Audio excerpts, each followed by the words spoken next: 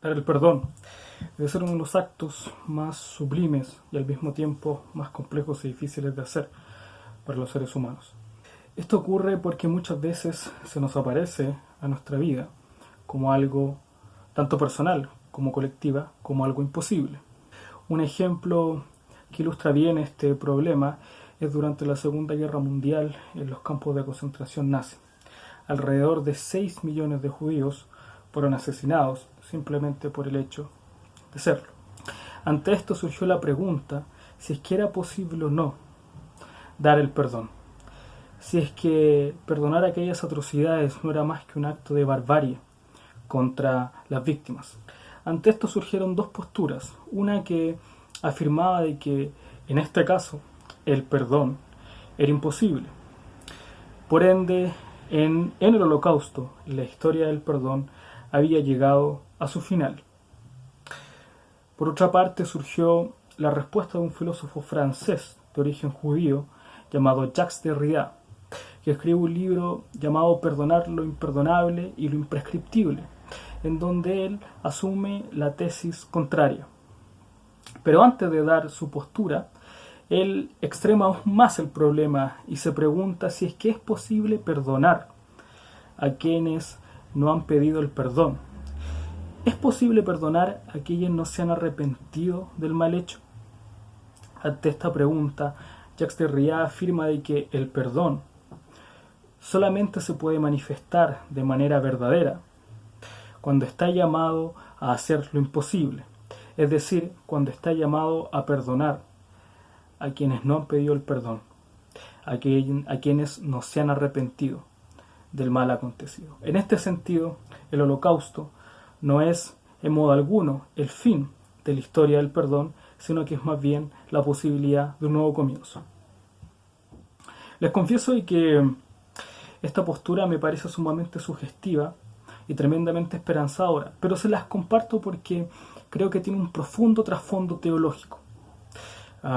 Todos nosotros en nuestra vida tenemos alguna especie de holocausto. Todos tenemos algún momento, algún lugar en nuestra existencia y en nuestra biografía que solamente con pensar en perdonarlo se nos muestra como algo imposible, que el hecho de perdonar aquello sería un acto de injusticia contra nosotros y contra nuestra historia y contra nuestro recuerdo, puesto que el simple recuerdo de aquello nos paraliza y nos recuerda y nos pone de manifiesto una vez más que seguimos presos de aquello.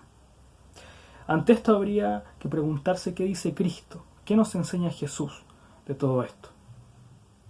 Habría que preguntarse si es que Jesús vivió una situación en la cual se podría decir que se manifestaba como imperdonable, si es que él vivió una injusticia tal que él tuviese derecho a no perdonarla.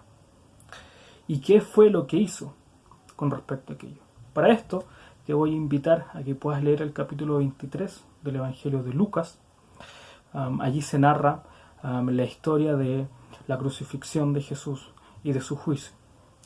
Precisamente allí tú vas a poder encontrar de que Cristo sí vivió la injusticia, Cristo sí, y una injusticia tal que le costó la vida.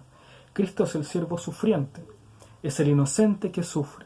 En él se encarnan todos aquellos dolores, todas aquellas experiencias que se manifiestan como imperdonables. Pero ¿qué hizo Jesús? Para esto me voy a centrar simplemente en el versículo 34. Allí dice: Padre, perdónalos, porque no saben lo que hacen. Cristo, teniendo toda la posibilidad y teniendo todo el derecho de condenar, de no perdonar y de exigir ajusticiamiento, él hace todo lo contrario. Él perdona. Precisamente por ese perdón de Jesús, por ese acto incondicionado de amor, es que él muestra el amor constante del Padre al mundo, el amor de él y de su Espíritu. Y por eso es que resucita, porque el amor sufriente es más fuerte. En este sentido, el perdón de Jesús ante quienes no mostraban ningún arrepentimiento con respecto al mal que le estaban haciendo, nos muestra dos cosas. Una personal, primero que dar el perdón, nos da esperanza, nos abre la existencia a vivir de una manera totalmente nueva, a generar lazos y relaciones totalmente nueva, puesto que somos liberados de aquel mal que nos acongojaba. Somos libres de aquel pasado que nos marcó y por ende ahora nuestra marca es la marca de la esperanza. En este sentido, con el perdón resucitamos con Cristo. Pero hay un segundo aspecto que a veces se nos olvida o que no tomamos mucho en cuenta, que es que el perdón también afecta o beneficia, mejor dicho, a nuestro prójimo.